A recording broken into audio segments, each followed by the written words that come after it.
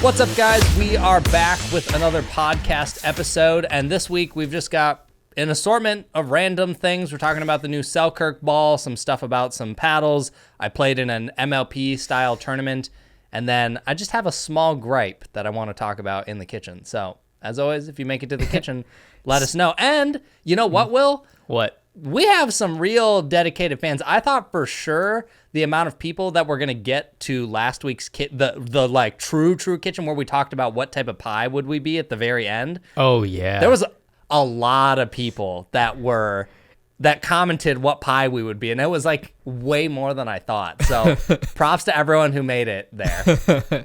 Yeah, did anybody argue about, I guess, what kind of pie is best? Oh, lots of different, well, not even what pie, it was just like what pie we would be. And there was actually some pretty good, funny comments. One pie, that is another one that I absolutely love that I don't know why I didn't think of, was lemon meringue pie. So Ooh, good. Yes. So that sounds amazing. shoot. And people, you know what? A lot of people were like, you know what? Key lime pie fits because it's like sweet and tart, which is like you two. Told you, I got it down, guys. I know. Yeah, you had that down pat. I just picked pumpkin pie because I liked pumpkin pie. I didn't think about it much. But anyways, yeah, so we'll get into it real quick here. First thing I want to talk about is I had 3 different 6-0 sent over to me. That's still my favorite paddle.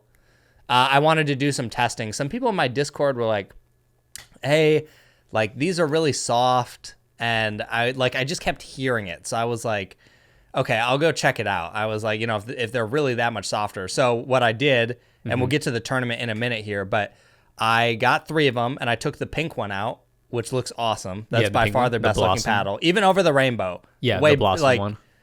Yeah, that's real nice. I'll be using that some more. Wow, some color in your repertoire. Wow, who are you? It was really funny. I could hear people like at the tournament, just like in the background. They'd be like, either something like they'd be talking to someone else and be like, is he really using a pink paddle? Or like, is that thing pink? And I'm like, it's just so funny. It just like, I don't know, it's catching people off guard. Guys, I've influenced him. He's got some more color. You know, in his life now. I used the rainbow at Kansas. True. This is true. You used the rainbow. But you know, it's funny, when the rainbow came out, I saw it, and I'm sure you already saw it before I texted you the image, but I was like, dude, this is it. And then he's like, you were very lukewarm about it. I was super stoked. I was very lukewarm about the rainbow double black diamond, but you were like, I don't know. And I'm like, oh, Chris, you're so lame. Once I actually got it, I was like, okay, it looks better in person than it did in the images. Okay, fair enough. But the pink one, though. But yeah. Love at first sight. Oh, yeah. Pure love at first sight. I'm like, I want more of them just so I can keep using only that one. But anyways, yeah, that's why I asked for a bunch, is I wanted to do some testing and just kind of like see how the quality's been going or whatever. So what I did for the tournament was I set it up how I usually do, and then I just took it out blind to the tournament. I was like, if it's like a double black diamond, I should be able to go to a tournament and have no issues using this. And I had no issues using it. Okay. So I don't know what the whole fuss was about. I don't know what the deal is, but like I still have to check the other 2. Maybe this was just the one that was fine, but yeah, it was completely fine. I literally played for 6.5 hours and played fantastic pickleball. So I don't know. Okay. Sometimes I think people get too in their heads about certain paddle things. Yeah, the minor gripes or the minor differences. For the most part, a lot of it doesn't really matter as much. It could have just been you had a bad day. You had an off day. And it's not the paddle's fault. Just letting you guys know. It's always happens. The paddle's fault. Let's be real. It's always the paddle's fault. My duper went up to at least 5-0 today just by holding that pink paddle. Oh, really? The color made a difference. Okay. Minimum my duper went to 5. What color do you have to play with for you to play pro? It's probably the pink. And you know what's funny about this pink paddle? If I do continue to use it, which I'm sure I will, in speed cubing, I had this whole thing, and it was so ridiculous. So there's 6 sides, like colors on a Rubik's Cube, right? There's white, yellow, red, orange. Oh, wait, there's 6 sides blue, on a cube? I thought there was only like 3 sides on a cube. Huh, who knew? Shut up. So people would replace their stickers all the time with, different colors or different shades. And one time I was like, you know what? Pink is close enough to red. I'm just going to do that on my cube to be different. I was like, I would immediately know it's my cube. No one else uses pink. What a rebel. No, but I started telling people, because this was, around the time that I was like near the top. And I started just telling people, I was like, no, it's actually scientifically proven that if you use like pink, your eye registers it 20% faster. So it makes you better. And there was a group of people that believed that. And obviously eventually I cleared it up and You're told people such a troll. I know, it's super funny. But it would be funny if I started using pink paddles, because I already did it in speed cubing. So it's like, clearly it followed me into another niche. And it gives you 20% faster hands at the no volley zone when Dude, you use I'm not going to lie. paddle. Probably some of the fastest hands I've ever had today. So this might not be wrong. We might be onto something. Okay. Dude, my hand, seriously, we'll get to it. We'll come back to that. But anyways, DBD, still great. Still using it. Still love it. And last thing before we get into yours, I just wanted to give people a heads up that over the next month and probably into November, there are some potentially pretty big releases coming. Nothing that I can talk about yet. But I just wanted to warn you that if you don't need a paddle right now, I would hold off. I haven't gotten to hit any of these, so I don't know how good they're actually going to be. But I think they are things that would potentially be worth holding off for. Some of them are a little bit more like, it could be good. It just might not be that exciting. But I would just say wait till towards the end of October if you don't need a paddle right now. If you need a paddle, just go buy the paddle. But yeah. Yeah, no, there's a lot of stuff coming. I just feel like a lot of companies are just pushing stuff out near the end of the year, trying to get it before, that holiday buying season. And you and I are going to have some busy next few weeks. No, it's actually going to be insane. Tonight, after we finish this pod, I really need to sit down and map out the order of steps that we're going to do for every video. Cause I'm going to start batching things a little bit differently. I think tomorrow we're going to go out and get all of the on-court B-roll, slow motion, the studio stuff for every paddle that I want to review over the next 2 months. Have that ready to go so that all I have to do is go hit the paddles, get my thoughts, and then give it to Isaac, and he's got all the footage and just start going. But it's usually what we do is we film all of that as we get to that paddle, but I think I'm going to batch all of it ahead of time because there's too many. There's way too many. All right, cool. So keep an eye out and monitor Chris like a hawk because he's gonna have some work to do for sure. Yes. All right. So that was kind of Chris's little weekend. My weekend was pretty lax for the most part, but a legendary player, a GOAT by the name of Cliff from Cliff Pickleball YouTube, he came to visit me here in Tulsa, and we've actually have never met in person. He's from Orlando or Central Florida. I remember when I first started playing pickleball and I was just looking for gameplay footage. His videos were one of the first ones that I used to watch, actually, aside from some tournament videos. But I used to watch him because he was kind of, playing pro or pro events at the time. He might have been, but there was no recordings of it. But anyways, he came here because he is also launching a paddle, and I believe it is available for pre-order at the end of this month, September 27th. And he came here, and I guess he just wanted my thoughts on the paddle, also to meet me, because I think he's taking pickleball a lot more seriously right now, because I think right now he still works a full-time job. He teaches a bit too, but he's an engineer. But yeah, he came through. I tested out the paddles his paddle company is called Varus, Vauraus. I think there's an early bird pre-order for, I think it's $180, thermoformed. It's a really good paddle. It's similar to Zane's shape, I would say.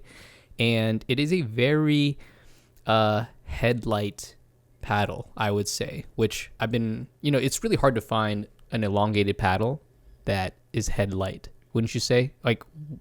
What are the other options out there? It's definitely more rare. There's only a couple that I can think of, which would be Zane's. There was one recently that I'm completely blanking on right now. The gearboxes are down there. But there's like a popular. Let me just like look at my shelf behind me quick. I don't see anything, but there was a paddle recently that was elongated, and I think it was one of the better ones. That's so bad. There's just too many paddles, man. There's too many on the market right now. It's insane. But I think it was around the like 110-ish range, and I was like, oh yeah, this thing's fast. But anyways, to your point, yes, there's not many. There's not many. But yeah, no, it was a good paddle. He gave me like one or two, and I'm just gonna continue playing with it because I do like it. I might mess with it a little bit, but yeah, keep out, a lookout for that paddle right there. It's just kind of cool to see, I guess, a fellow YouTuber, content creator, just coming out with a paddle or making product. Because I don't know, I think people would have thought that you would have come out with a paddle, Chris. And I know we talked about this before, but I mean, would you come out with one? Are you still thinking about it? Yay, nay, I'm not. nah? I'm not opposed to the idea of it, but I just think I really like what I'm doing right now, and I think something I've come to value the older I get is like, okay, I imagine could be highly profitable if I made a paddle, but I don't actually know if I would enjoy because that would become such a large portion of the business that content would probably slow down, and I just don't know if I would actually be happy taking on some of those things. And obviously, like, it now shifts the dynamic between like me and manufacturers, and it's like, okay, well, no one's gonna want to talk to me anymore because now I'm a competitor. So I don't know, I'm not saying never, but things would have to be under some very interesting circumstances, and it would have to be a paddle that's very different. Like, I could not just go to China and be like, Yeah. make me a paddle. Like, it would need to be something big. Gotcha. No, I mean, Cliff did mention that in my talks with him about how, I guess, talking with manufacturers and getting that whole entire business kind of set up, importing goods, and then also doing a little bit of R&D and whatnot. Because he is an engineer by trade, and he says it's a big headache for him. And yeah, so if you are out there and you're making paddles, I mean, you and I have an idea of how difficult it can be. Like, it seems simple and easy, but all the little minor things and logistics that are involved in launching a paddle and I guess a brand, you have to market it and whatnot, is very difficult and hard. And then saying that, I want to give a quick shout out to Bruce from Hawaii. You actually linked me up with him, and he came out with he's making a paddle out there, but he's using some of the proceeds and the profits from his company whenever he launches to help give back to his community and for, I guess, the fires that are happening out in Maui. And I thought that was pretty cool. So shout outs to him as well. Forgot to mention him last time in the previous pod.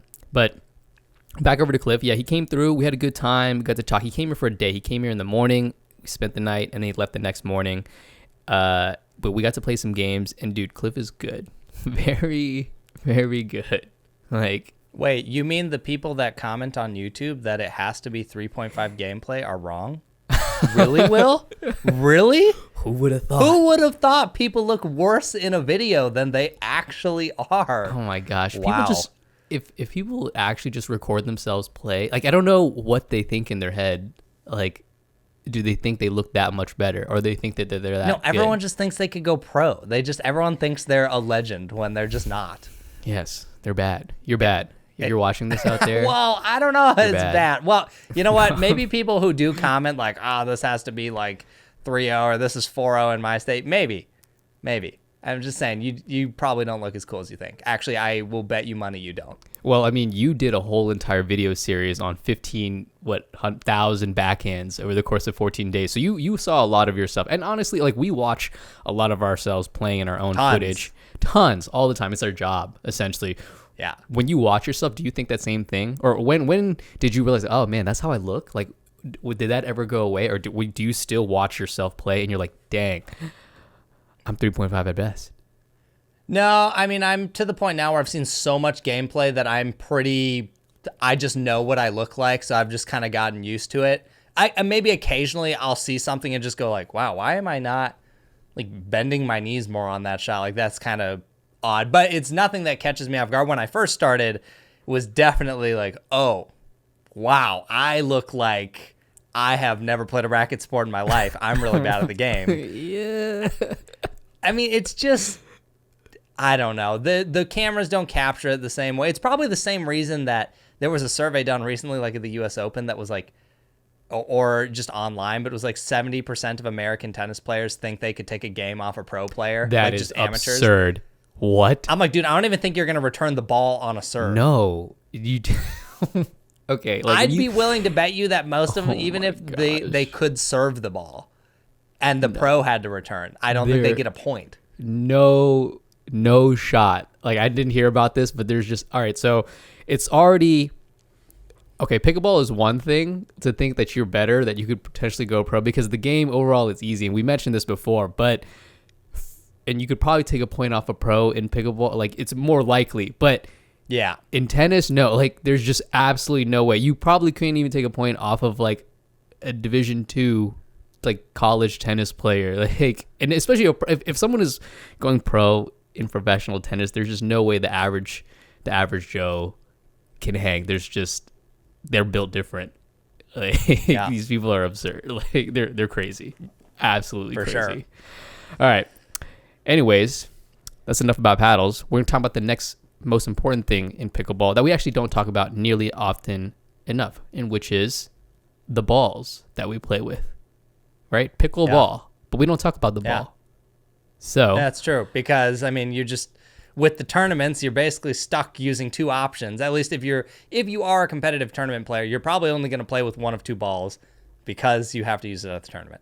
yeah, and well, there's a new ball. Actually, before we go into it, I want to just air out something when I see new players play, because it happens a lot. I'm sure you see new players come to the court. You know, they get one of those packages with like two paddles and then a ball, and usually it's an indoor ball, or what we consider to be an indoor ball. And people are like, oh, what's the difference between an indoor ball and an outdoor ball? And the main difference, guys, if you're listening to this for the first time, you don't know, is that an indoor ball is typically smaller and the holes are a little bit larger, and they typically play softer. If you played with them outside, they play softer. Now, I don't know why that is, but I mean, they just play softer, period. this is true. Yeah, they just play softer, period.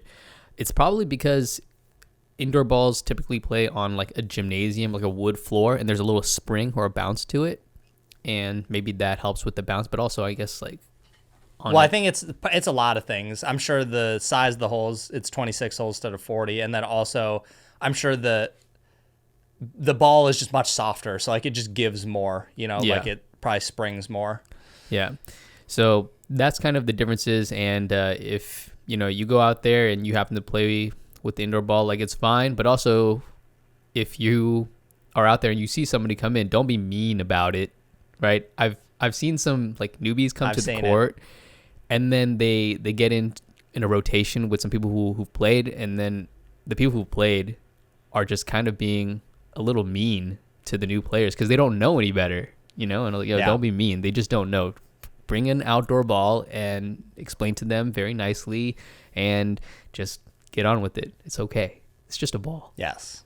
Yeah. Agreed. But the ball we're talking about right now is the new Selkirk ball, the Pro S1. You got to hit with it, Chris? Yes. Yeah, I've had it a little bit longer. I did get to hit with it. What'd you think? Yeah. I thought it was good. So I took it. We were doing our paddle tech play testing. So I had me and 3 others, and I was like, hey, we're going to use this ball. And there were no complaints during the session. And Did that they know? alone, Did they know it was they a new did ball? know. They did know it was a okay. different ball, yeah. Okay. I didn't try and pretend that it was, something different. And there was no complaints. People liked how it played. We all thought it played pretty quick. I had no complaints. And I played with Franklin at this tournament this weekend, and it definitely plays faster than that. Now, I don't know that it plays as hard as Dura yet. I still need to go take it side by side, and I will do that probably soon. I'm going to run that ball through the ringer. But early signs is that ball is very nice, and at a minimum, it should kill the Franklin. Franklin, that ball should be done. There's really not many good pickleballs. I like the Osofir. I think that ball is pretty good. But like the Franklin ball is a piece of garbage, and not even that many tournaments use it anymore. The only reason it's still around is because they have been around for a long time, and people just know that, like, oh, hey, Franklin. So I hope the Selkirk ball just finally does away with this Franklin, because the only thing that's good is that it doesn't crack that often. That's it. But that's because it's marshmallow. Yeah, but it still cracks. It can definitely still crack. Yeah, for sure. Yeah, the Pro S1, I would say, I mean, it is soft. To me, it feels a little softer than a Dura, but it plays almost just as fast, in my opinion. And I think part of the reason is, at least in my opinion, I feel like it gets more spin. And I don't know if it has to do with the size. Davis said a similar thing. He did? Okay. Yeah. Okay, yeah. I think it's because the holes are just a tad bit small. There's more surface area, so I feel that I can generate more RPMs on it. Like, I don't know, I don't know physics, but when it spins, maybe it catches the air, and I don't know. And I just feel that, it catches more spin. I'm able to shape the ball a lot more, and that gives it that extra speed, so I can kind of swing a little bit harder. But overall, I do like the ball. Now, I know you mentioned this to me, and I think when you got some of the marketing material, you were like, dude, this thing has a 1-year warranty? Who gives a 1-year warranty on a ball, right? That's like the most bold thing you could say about a plastic ball. 1 year, no crack guarantee. That doesn't even make sense. You know, some people are going to be there just going to be wailing on it, like trying to crack this ball just to see if they can. I mean, they probably could. Trust me, we're going to put it, I mean, it's starting to get colder here. Like, we're in the mornings, it's starting to be around 50 degrees. And I'm sure give it 2 more weeks, we're probably going to be hitting times where we're playing in 40-degree weather, which that's where balls start getting pretty bad, or they break a lot more. So we're going to see how well this ball holds up. Okay. We're going to put it through its paces. Keep me posted. But also, there's some caveats to that warranty, and I think it has to do with the amount of ball. Like, I think it has to be like a whole pack, right? I think so, something like that. Yeah, at least that's what I feel like I've been hearing. Yeah, they're not going to replace it just like with one ball, like the whole pack that you buy. Like, I think, but dude, maybe 3 or 4. Even then, who even cares if it's not only one ball? If you crack one ball but you don't crack the other 3, like, okay, that's fine. Or if you do crack a whole pack, well, now you get another pack for free, which is really interesting. Now, here's the thing that I am curious to see what will happen is I think balls cannot crack, but they just might get really soft like a Franklin. Like, you know, once you've played enough games with it and it's 90 degrees out, the ball might not ever break, but it's also just not fun to play with anymore. That's what I'm curious to see, is if it will continue to hold up and not just become a mush ball. So that, you know, jury's still out on that. Okay, I guess we'd have to play with it in some. I mean, we need to play it in the extreme weathers, right? So you need to play it in the extreme cold, and then we need to go play with it like as if we're in Texas or in Florida. So we'll see. I did send some over to Jeff, who lives in Austin, and they've had like triple-digit heat wave. So I don't know if they're still in a heat wave, but maybe he'll play with it and he'll report back. So I'm curious to see. Yeah. Same. I will say the biggest thing that I don't think it gets talked about enough with the ball, but to me it makes sense, and maybe it doesn't, but to me it does, is everyone's like, okay, well, why can't we just have like a Dura that doesn't crack? Or why can't we have like whatever. Like, I want a ball that plays really fast, but it just never breaks. First of all, it's plastic. And if you're going to go play in sub 40 degrees, it's plastic, and you're wailing on it, it's probably going to break. I'm sure this Selkirk ball is going to break in cold enough temperature. I have no doubt. But here's how I look at it. You want a fast ball that's really hard, like Dura? Okay, it's gonna break. It's hard plastic. You want a ball that doesn't crack? Well, now it's gonna be really slow because the plastic is soft and it can like deform and not get cracked. So to me, with current technology for the ball, it's like a give or take. And I'm not saying that it can't exist, but I just think it's really hard. The only one that maybe, and this is the only ball I have ever thought is either faster than a Dura or at a minimum just as fast, and at least feeling it feels like it would be more durable, is the Pro Pen 40. And it feels kind of weird on the outside, like almost like an indoor ball, but it's not. That ball is really hard. And when I tried to play with a group, it's just this stupid thing where people are like, ugh, it's not a Franklin or a Dura. Like, I don't even want it. I'm like, dude, you hit one dink with it. Like, just play a game with snobs. Why do you have ball snobs in your group? It's bad. Everyone's a ball snob. And I'm like, so testing a ball can actually be difficult because it's like, everyone's like, oh, well, why can't we just use this? And I'm like, okay, if we have a tournament coming up, I get it. But if we don't have a tournament, let's just try the ball. It's just one game. Yeah, I see. And I also feel it's hard for people to be objective when it comes to the ball because they're already going into it with, negativity, right? Yes. A negative mindset. So it's really difficult. But yep. Yeah, that's it about the ball. Yeah, it could be. I think if anyone was going to create a ball and give the market a huge run for its money and possibly have any chance of penetrating the market, it would be Selkirk. I think a dedicated ball company is going to have a really hard time doing that. Selkirk's already got a bunch of marketing behind them. Everyone knows who they are. Mm-hmm. Yeah, I hope it continues to be good. That's my biggest hope. I'm basing this off of 6 games that we played with the ball, so we need more testing. But yeah, it's promising initially.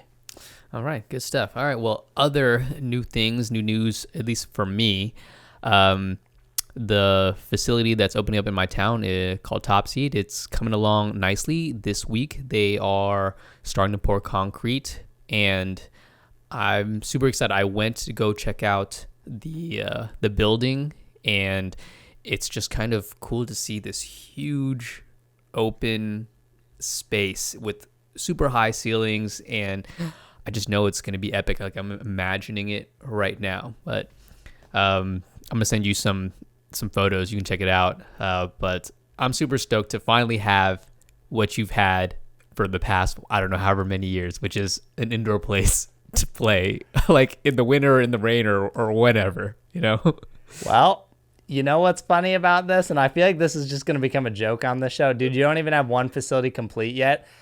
Now it's one of 2 ways what I'm about to say, and I can't remember which it is because I read this article like a week ago. Oh god. But the Pickler, which has some like dedicated facilities, they're either about to open 1 or 5 in Minnesota. I can't remember which number it is. And obviously there's a large difference between 1 and 5, but you don't even have one yet, and we might have those before you have yours. That is crazy to me. How, first of all, I mean, pickleball, baby. Yeah, Minnesota pickleball, you guys just love your pickleball. Like, I don't know, do you feel that more people are coming into the game? Are you seeing new people? Each time you go to your courts, are you seeing new people?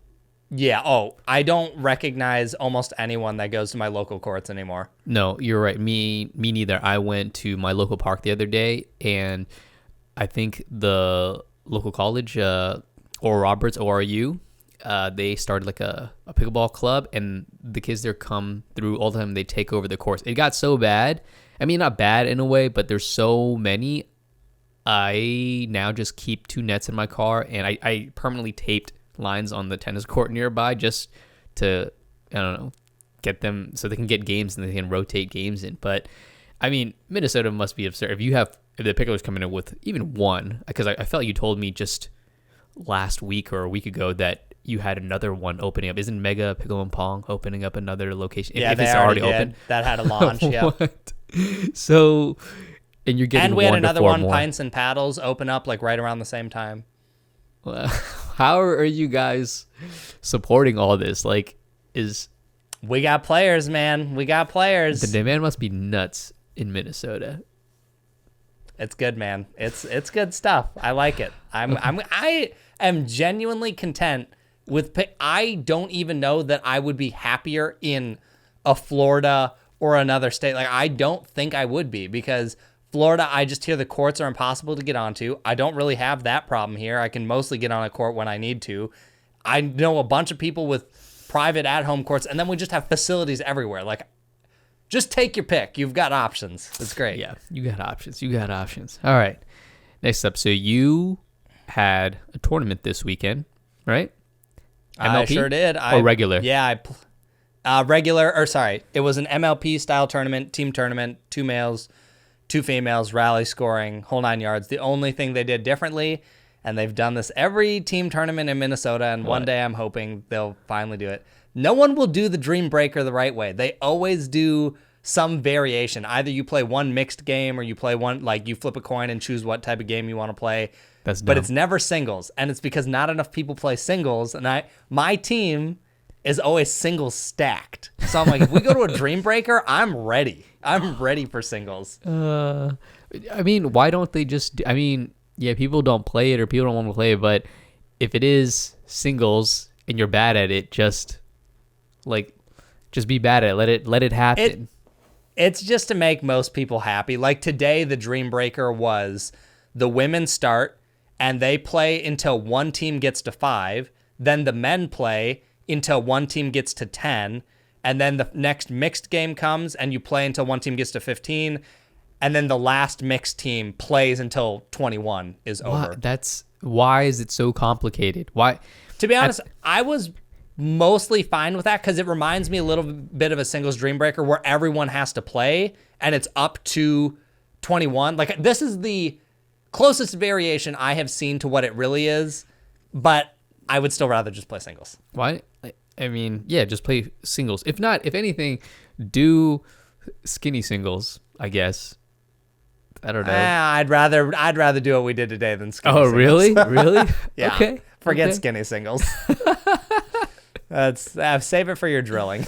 But I have some stories from this. Uh-huh. Okay, so this tournament was like a whole thing this weekend. Like Saturday, they did men's mixed and possibly women's. So I didn't play in that, but I played in the team tournament Sunday.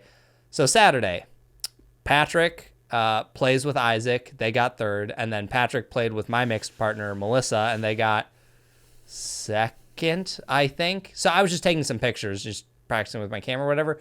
We go out to Raising Cane's afterwards, right? Everyone loves Raising Cane's. It's great. I love Raising Cane's. I was like, you know what?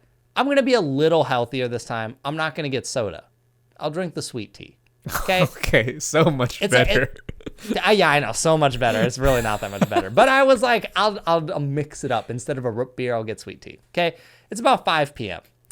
I had 3 very big cups of that sweet tea. Okay? Yeah. We're going to come back to that. We're going to Okay. come back to that. Uh-huh. I go home, and I also got a storage locker, a second one in our apartment so that I can stash all the paddles in it. And my office is now clean. Lovely. Huge quality of life upgrade. Okay, so I spend a lot of time doing that. I'm like, just like adult things. Like I'm cleaning the apartment, whatever. Okay, it's about bedtime. Sarah goes to bed. I'm up for a little bit longer. And then it's probably like 9:30. And I'm like, okay, it's time to go to bed. I go hop in the bed. 30 minutes go by. I can't sleep. I'm like, well, this is annoying. I sit on my phone. I listen to like a finance podcast. It's now midnight. I am still wide awake. And then I'm like, why can't I sleep? I got up early today. I have been out all day. Why can't I sleep? And then it finally hit me. Sweet tea. It was the 3 glasses of sweet tea that had a bunch of caffeine in it. Do you want to know when I got to sleep? 3. Yes. 3 a.m. Yes. 3 a.m. And do you want to know What'd you do? when I had to get up for the tournament? Oh, gosh, like 5. No. Well, thankfully, no. Gosh, that'd be terrible. 7. So still not a lot of sleep. But do you know what's even worse about this story? And what happened? My brother says, okay, tournament starts at 9. We got to be there at 8:30 so we can warm up. So I'm like, okay, if I get up at 7, I can like eat and stretch and get ready. Okay, whatever. I'm not feeling that great because I didn't get enough sleep. We get there, and the tournament I'm like kind of jogging, like getting my body warm, and the tournament organizer who knows me goes, Chris, why are you here so early? And I was like, what do you mean? I was like, Patrick said we start at 9. And she goes, Chris, you don't start until 1 o'clock. So I call Patrick and I'm like, hey, remember when you told me 9? No, it's 1 o'clock. So I could have just slept and made up all that sleep deficit. But, well, okay, I did kind of make it up. We went back home and I slept for like 2 hours. But I was like, dude. What a waste of time. Like, how far was the drive to the event? It's only 20 minutes, so 40 minutes round trip. So it's not that bad. Yeah. It would have been No, it could have been worse. Yeah, it could have been worse, but that's also funny. felt- Did you scold Patrick? Nah, I mean, I didn't scold him, but I did make fun of him for it because there were several other things throughout the day because he was our team captain. He was the one getting all the emails. Oh. And there was like a bunch of random pieces of information he didn't know. Like, he didn't know it was rally scoring. He like, basically, I just kept making fun. I was like, dude, you literally didn't tell us anything about this tournament except when we should show up, and it wasn't even the right start time. Horrible captain. It was super funny. You've been demoted. It was all in good fun. But anyways, so that I completely screwed up my sleep. So hopefully I'll sleep well tonight. We ended up playing around like 12 games because we had to play 5 different teams, and then I had to play men's mixed, and then there was like 2 dream breakers. So played a lot of pickleball. It was like 6.5 hours. It was a super long day. 6.5 hours. Okay, when did you finish? And yeah, did you win? We started at 1:30 and we finished around 7, and we got third. And you want to know what? We would have got first, except we had to go to 2 dream breakers, and we lost both of those dream breakers 20-22. And one of them, we were up 2014. Ooh, that's rough. And this video actually probably will come out. I didn't record it, but my friend David Payne, who has a YouTube channel, he just posts like rec play games. He's probably going to post it. He posts gameplay all the time. Dude, I'm not even kidding you. There was minimum 10 side outs at 2019. Back and forth. No one could score. It was insane. Like, everyone just started laughing because we were like, why can't anyone finish this stupid game? And then they made a run and they won 22-20. Oh, that must have been a dagger. I can't be too mad, though, because when we played David in men's prior to the Dream Breaker, me and Patrick, I think we were down like 14-20, like the same exact thing. David lobs me. I go back and I hit an overhead. And instead of going backwards, he like charges the net and tries to be a hero, basically. And he dumps it in the net. And I look at him and I go, David, you're going to regret doing that because we're going to win this game now. And we came back and we won that game. Nice. So it was only fitting that he would do the same thing to me in the Dream Breaker. Oh, man. Well, that's a pretty amazing little story right there you got there. That's sounds like you guys had fun, and you came in third. How many teams were there? There were 6 teams.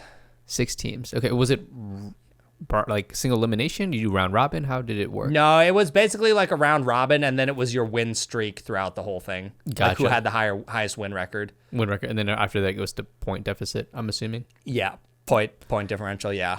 Gotcha. You've been playing a lot of MLP style formats lately.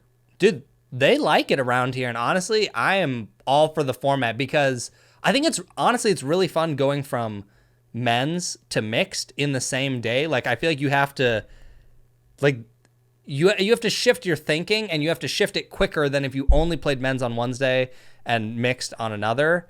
Right. So I don't know. I really think it's a fun format, and I obviously like the people I'm playing with. It's my brother and my mixed partner, and then Sarah was gonna play, but she had gotten sick, so someone subbed in for her, and she's also a great player. So like it all just worked out. Nice. Yeah, that's awesome, man. I have to tell this story too. So there was a lot of people there that I hadn't personally ever met, but they knew me from YouTube. And so, they'd come say hi or whatever. And obviously, I post me doing Yates all the time. People see it in my YouTube videos. Probably almost every YouTube video you see it at least once. Yes. So there was a couple people that I got clean with it. Like, they didn't even touch it. And it was fantastic. And they were like, dang it, I knew that was coming too. I've seen you do it. But there was a couple people where I like went to do it, especially in mixed, because I was like, I don't even know if this person's ever seen me. I go to do it, and as soon as I'm looking up after I hit the ball, I just see the female like forehand up here and just clobber the ball. And she was like, yeah, I've seen you do that in the videos before. That's not going to work. So I was like, dang it, I got to stop putting this in my YouTube videos. People are going to start using my YouTube videos to study me before tournaments. Oh, people already probably do. Like, it's there's just no way around it. You just have to get better than them. Like, it was so funny. I loved it. There was one team, I felt like you. I felt savage and no mercy, but it was really funny to me. So my lobs were just on point this tournament. I might have missed like 1 or 2 lobs. So I lobbed the guy right in front of me. It's a great lob. The other guy, his partner, goes and chases it down. They both went back, but the other partner hit it. Okay. And Wait, then are you lobbing cross court or down the line? No, I lobbed straight ahead of me, just right over the guy. And other guy goes and chases it. They're both at the baseline. He drops it back, and then I just drop it in the kitchen. So now he's running up, and he hits it just high enough. I probably could have like rolled it or something, but I wasn't I was like, eh. So I just lobbed him again. Oh, you lobbed him again. And it went you dirty dog. It went straight over his head back to the baseline, and then I think he missed the drop. But I think I said this in the match, but I was like, if he hit that one back, I was just gonna drop it again, and if he got that one, I was just gonna lob it again. Oh yeah, the savagery. There's nothing more fun than watching your opponent scramble. It's like you're the puppeteer. You have him on a string, just moving back and forth, back and forth. It's the best. It was really funny. They were super good sports about it. They were a really fun team to play. I enjoyed playing against them, but that specific highlight just made me chuckle. I was like, I've never done that to someone, but I would have loved to see it go like 2 more times of like, how many times can we cycle? And that same team, there was one point, I don't remember what caused it, but we had like some really good point or something. And then the next point, like I hit a third, ran up, and then the guy just like clobbered the ball. I don't remember the exact details. Doesn't really matter. And the guy just looks over at me and he's like, yeah, you didn't make it to the kitchen. And he was referencing the podcast. And I was like, you sure bet I didn't make it to the kitchen. So it's really fun playing against people who like listen to the stuff and then and the jokes, the inside jokes, like out in the wild. Yeah. It's the best. No, but get this. This might have been the best one. I forgot to put this in the notes. I'm so glad I remembered this. This one was legendary. So it's 3-5. And frequently with me and my siblings, anytime it's 3-5, we just say 3-5 at best. Yeah, me too. Okay. So it's I'm like, hey, Patrick, what's the score? And he's like, oh, it's 3-5. And then I'm like, okay, 3-5. And then I think Patrick just goes, at best. And then as I serve the ball, I dump it straight in the net and everyone just starts laughing. And I was like, well, I guess at least I'm living up to the name. I was like, if there was any time to serve it into the net, it was right there. See? By the way, that's the only serve I missed all day. Oh, was okay. That one. That's pretty good. That's pretty good. It couldn't have been at a better time. It was like... Sometimes I almost feel like... So eventually people are going to be just thinking, man, are you doing this on purpose? Just to, fuel the memes, fuel the joke? And I don't even want to fuel the joke. I'm trying to be a good player, but no, I'm just I'm memeing myself. Yeah. But yeah, no, it was honestly a lot of fun. I can't remember the exact win-loss record. I think me and my brother went undefeated in men's. I can't remember a game where we lost. And then mixed, I want to say me and my partner only lost one mixed game. So I felt like my win-loss record was really good on the day. I had a really good time. Nice. Do you feel that when you're playing MLP events or style events that it's more draining for you? Because, all right, so like in a regular style tournament, right? You have your match, you take a break, and you can just chill until, your next match comes up. But I feel like in MLP, even if you're not playing, you're there, you're cheering for your team, and I don't know, after you're done with your whole entire match, are you waiting long for the next game? And so do you have time to relax, chill, and just do whatever? We ended up having a decent amount of time to chill because there was just a couple ways that the teams were rotating that got kind of mixed up. So like there was always supposed to be like one team sitting and we just happened to be the one that sat twice.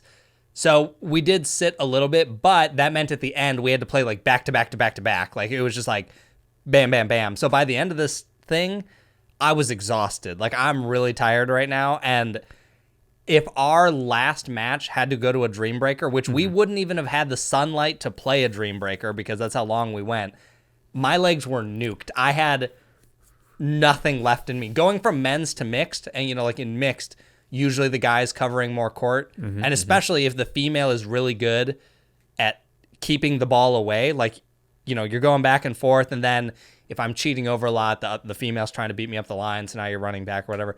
Dude, my legs were just dead.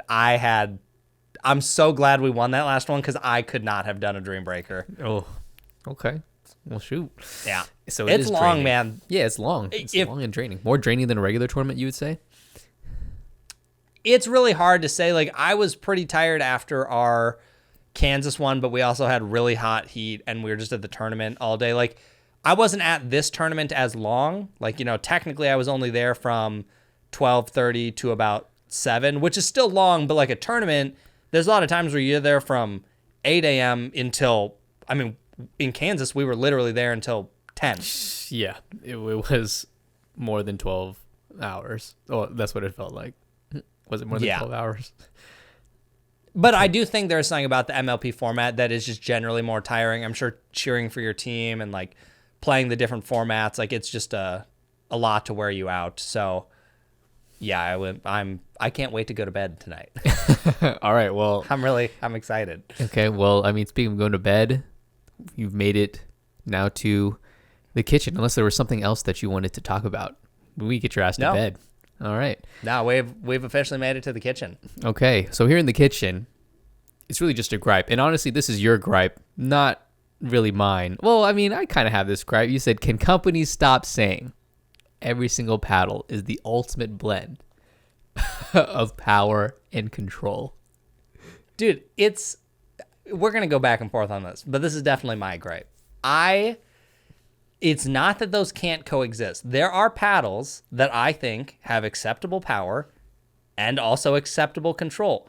But generally speaking, you cannot have, I'm going to hit this thing like I'm swinging Thor's hammer, and then also the paddle is a pillow and I can reset anything super easily. Usually, it's a give or take. There are some paddles that achieve a better balance, but everyone in their marketing, if you go and pull up probably the top 10 pickleball companies, I promise you that at least one of their paddles says the perfect blend of power and control or some very similar line of that. And I'm like, do people actually believe this?